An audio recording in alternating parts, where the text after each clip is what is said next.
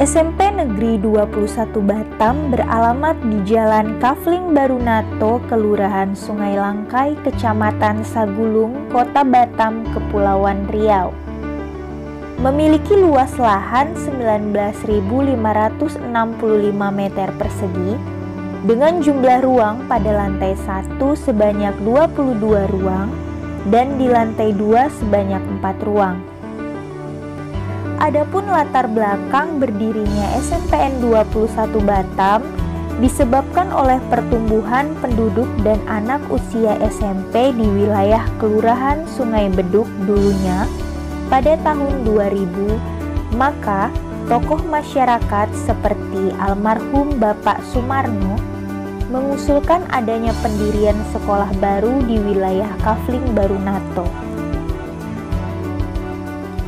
Penerimaan murid baru di SMPN 21 Batam tahun pelajaran 2000-2001 di lokasi SMPN 9 Batam sebagai sekolah induk. Kegiatan belajar pun masih bergabung di sekolah induk SMPN 9 Batam pada shift siang. Adapun jarak tempuh yang sangat jauh untuk ukuran jalan kaki menyebabkan keluhan orang tua pada saat mengantar dan menjemput putra-putrinya. Dengan hambatan jalan yang berdebu dan becek dikala hujan turun, maka dari itu gedung baru SMPN 21 Batam pun dibangun oleh pemerintah Kota Batam pada tahun 2001 dan ditempati pada tahun 2002. Dengan adanya gedung baru dipindahkanlah sekolah persiapan SMPN 21 Batam ke lokasi gedung sebenarnya, dengan sebagian guru di sekolah induk ikut dimutasi ke SMPN 21 Batam.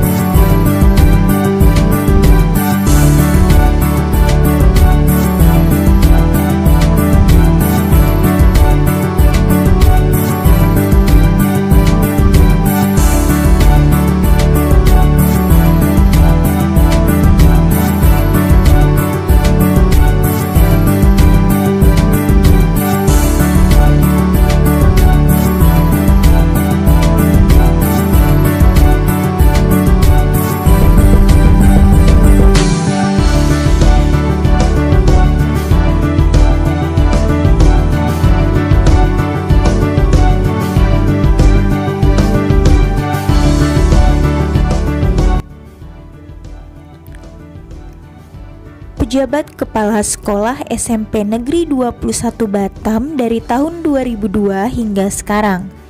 1. Dr. Anda Siti Habsyah Pasaribu MPD almarhumah, masa jabatan tahun 2000 hingga 2005. 2. Dr. Andes Halomoan Marpaung almarhum, masa jabatan tahun 2005 hingga 2011. 3. Dr. Andes Guswan Dinata almarhum, masa jabatan tahun 2011 hingga 2015. 4. Poniman SSMM, masa jabatan 2015 hingga sekarang. Assalamualaikum warahmatullahi wabarakatuh. Perkenalkan, nama saya Poniman SSMM dengan jabatan Kepala Sekolah SMP Negeri 21 Batam yang menjabat semenjak 26 September 2016 hingga sekarang, kurang lebih 5 tahun 9 bulan ada di sekolah ini dengan tugas pokok kepala sekolah, yaitu manajerial, mengembangkan jiwa kewirausahaan dan supervisi. Maka sekolah ini akan kami bawa melalui visi sekolah, yaitu sekolah berkualitas, siswa berwawasan imtak dan berkarakter, budaya bangsa menuju Indonesia pintar. Visi ini saya sebagai kepala sekolah dibantu oleh 3 wakil saya yang membidangi khusus. Yang pertama, bidang kurikulum yang kami tugaskan kepada Bapak Hasan Basri SAG. Kemudian bidang kesiswaan yang saya tugaskan kepada Ibu Indrawati Simanjuntak SS, serta bidang sarana prasarana yang saya tugaskan kepada Bapak Liston Sitorus. Dengan adanya 3 wakil ini, maka pekerjaan saya di dalam melaksanakan roda pelaksanaan manajerial ini dapat diselesaikan dengan baik. Dan untuk memberikan motivasi kepada warga sekolah, sekolah ini punya moto, dengan moto "Saya Bisa", yang bermakna kita harus segala-galanya bisa dalam pekerjaan keseharian kita, dan siswa-siswa kami pun harus bisa di dalam menuntut ilmu, pendidikan, serta mengembangkan potensi dirinya untuk masa depan yang lebih baik. Demikian, saya sudah. Assalamualaikum warahmatullahi wabarakatuh. Baik, Assalamualaikum warahmatullahi wabarakatuh. Selamat siang pada Bapak Ibu Guru dan anak-anak sekalian, keluarga besar SMP 21. Di sini saya akan bertindak sebagai kurikulum SMP Negeri 21. Nama saya Hasan Basri. Saya akan menjelaskan sedikit tentang kurikulum 2013. Pertama, saya akan menjelaskan dulu masalah pembelajaran selama Covid. Ini berdasarkan surat edaran dari Menteri Pendidikan nomor 3 tahun 2020 tentang pembelajaran Covid, di mana selama Covid ini anak sekalian kita akan belajar melalui online dari rumah masing-masing. Nanti gurunya memberikan materi dari sekolah, nanti anak-anak akan bisa menyimak di rumah. Maka dalam pembelajaran Covid ini ada berbagai macam metode yang dilakukan oleh Bapak dan Ibu gurunya. Pertama ada berupa WA. Yang kedua ada berupa FB. Kemudian yang ketiga ada e-learning. Yang keempat ada berupa YouTube. Mungkin dari 4 itulah mungkin materi selama Covid belajar di rumah akan kita sajikan, dan mudah-mudahan anak-anakku sekalian bisa menerima dengan baik. Kemudian yang kedua masalah penilaian. Di sini ada penilaian, ada beberapa buah. Yang pertama ada bidang pengetahuan, di mana bidang pengetahuan ini yang akan dinilai ada nilai tertulis, ada nilai lisan, ada nilai tugas. Ini nanti akan sangat tergantung dari hasil yang diperoleh, baik mungkin dari rumah, begitu juga dalam secara langsung. Kemudian yang kedua ada penilaian juga dalam belajar, itu ada namanya keterampilan.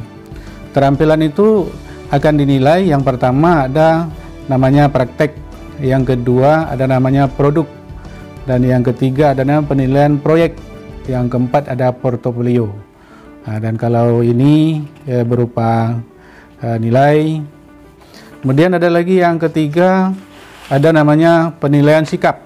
Sikap itu ada 2. Yang pertama ada sikap sosial, yang terdiri dari jujur. Di antara sikap sosial itu ada disiplin. Disiplin artinya dalam kita belajar pas waktu enggak, mengumpulkan tugas pas waktu enggak gitu.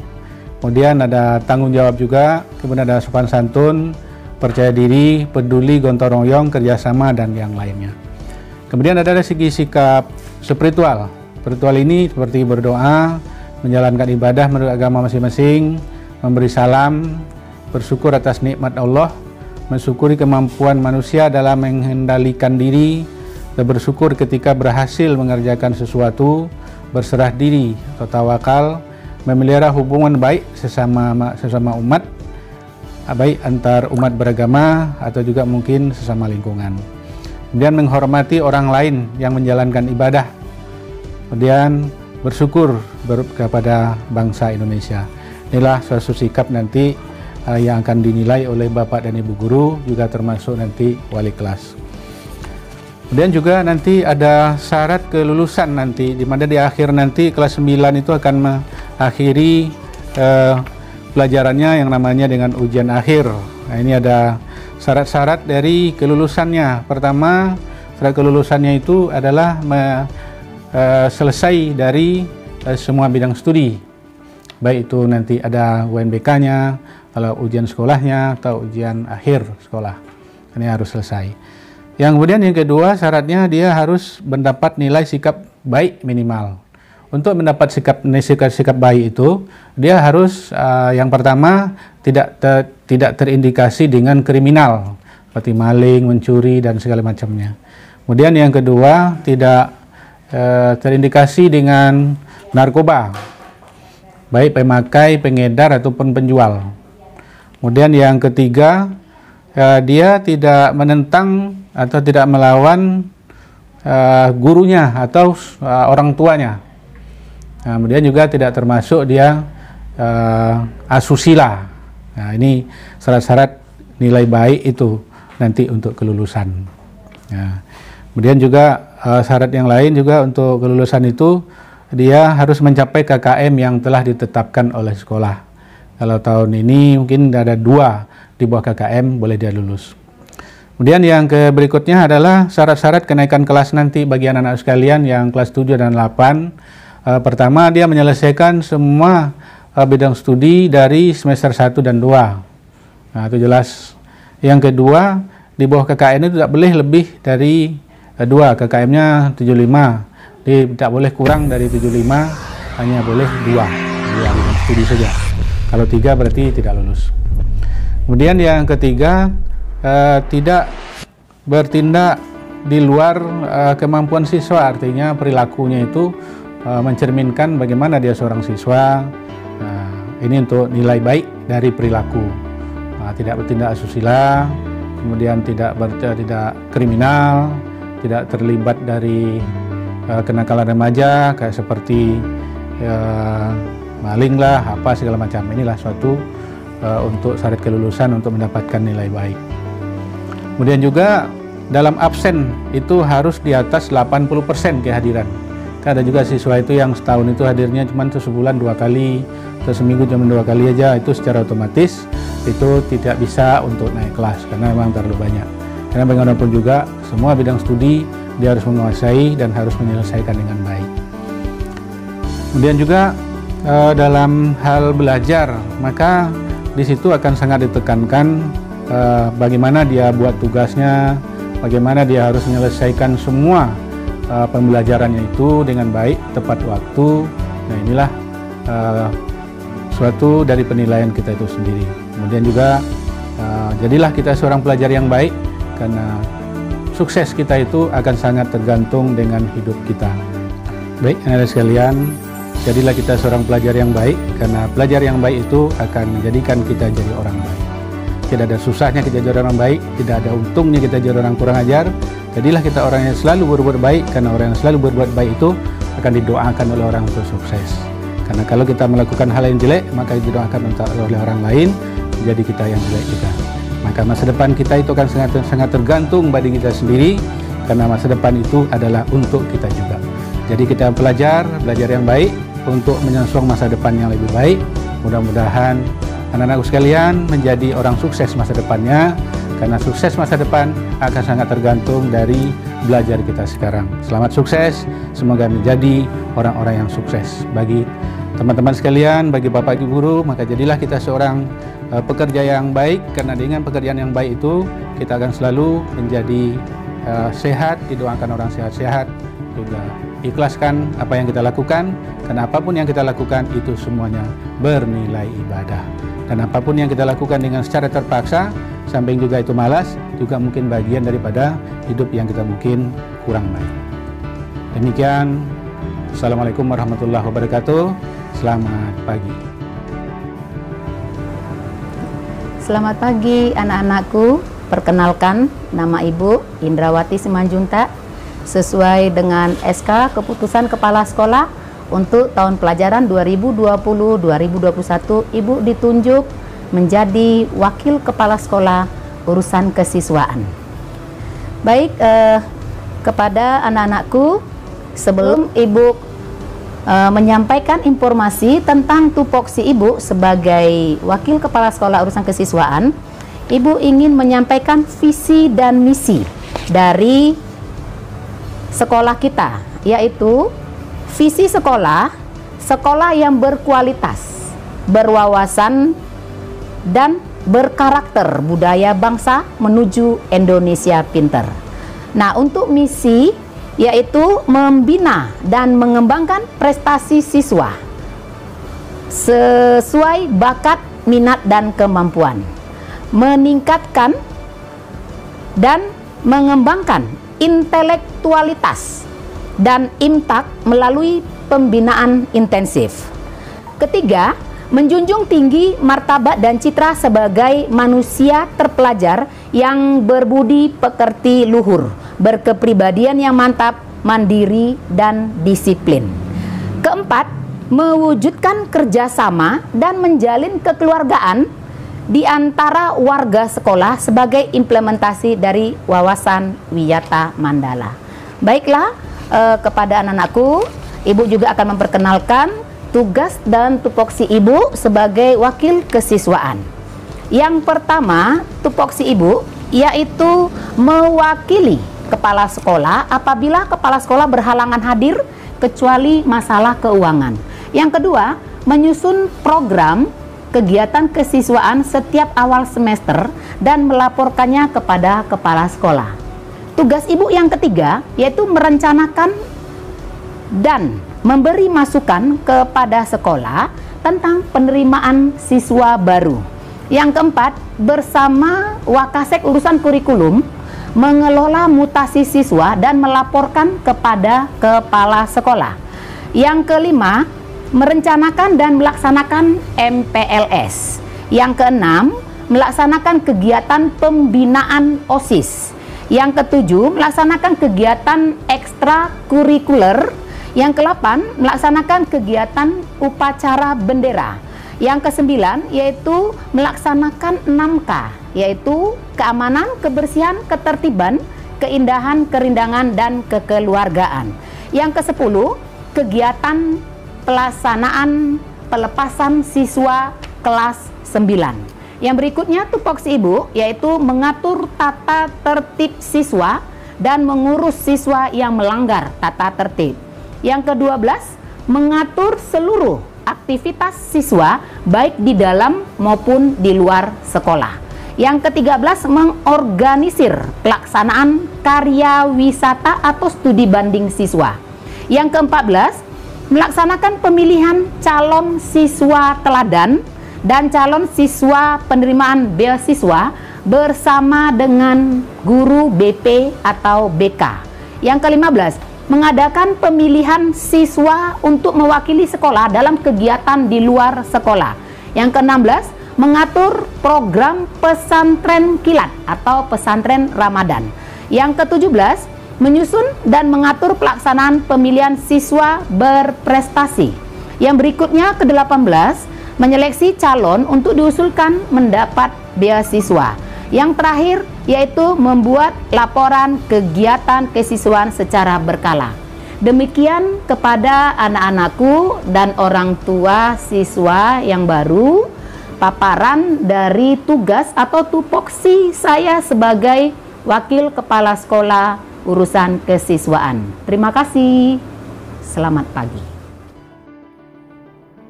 Selamat pagi dan selamat datang di SMP Negeri 21 Batang. Saya yang bernama Liston Sitorus, dipercaya sebagai Wakil Kepala Sekolah di bidang sarana dan prasarana. Sekolah kita terdiri dari 27 rombongan belajar, dilengkapi berbagai fasilitas. Ada fasilitas perpustakaan, ada fasilitas laboratorium, ada laboratorium IPA, laboratorium komputer, laboratorium bahasa, laboratorium MTK, dan laboratorium IPS. Selain daripada itu dilengkapi juga fasilitas olahraga. Ada lapangan bola kaki, ada lapangan bola basket, ada lapangan bola voli, baik putra dan putri. Ada juga lapangan takraw dan lapangan badminton. Selain daripada itu, ada juga sanggar budaya. Ada juga fasilitas keagamaan. Kita memiliki musola yang dapat menampung lebih daripada 500 orang. Untuk itu, kepada anak-anak kami, mari kita sama-sama menjaga segala sarana dan prasarana yang ada di SMP Negeri 21 Batam ini. SMP 21 pasti bisa. Assalamualaikum warahmatullahi wabarakatuh. Salam sejahtera untuk kita semua. Nama Lili Sumanti SPD. Berdasarkan SK Kepala Sekolah mulai tahun pelajaran 2018-2019 sampai sekarang saya ditugaskan sebagai bendahara BOS. Dana BOS dicairkan ke sekolah berdasarkan data Dapodik setiap tahunnya, yang mana diluncurkan secara bertahap, tahap 1, tahap 2, dan tahap 3. Dana tersebut disusun oleh tim BOS dalam membuat RKA yang mengacu RKAS pada 8 standar. Sesuai Peraturan Menteri Pendidikan dan Kebudayaan Republik Indonesia tentang petunjuk teknis bantuan operasional sekolah reguler, yang mana anggaran tersebut tidak mencukupi sehingga bendahara mengurangi kegiatan yang tidak berdampak kepada kegiatan siswa. Walaupun demikian, pertengahan kegiatan sekolah ada program insidentil menyusul yang tidak ada di RKA, sehingga tim BOS menganggarkan pada APBDP. Setiap akhir tahun, dana BOS ada silpa, sisa lebih penggunaan pembiayaan BOS, dan jadi kas sekolah. Silpa inilah yang dianggarkan untuk kegiatan yang belum terrealisasi setiap tahunnya, yang dirancang pada APBDP. Demikian, terima kasih.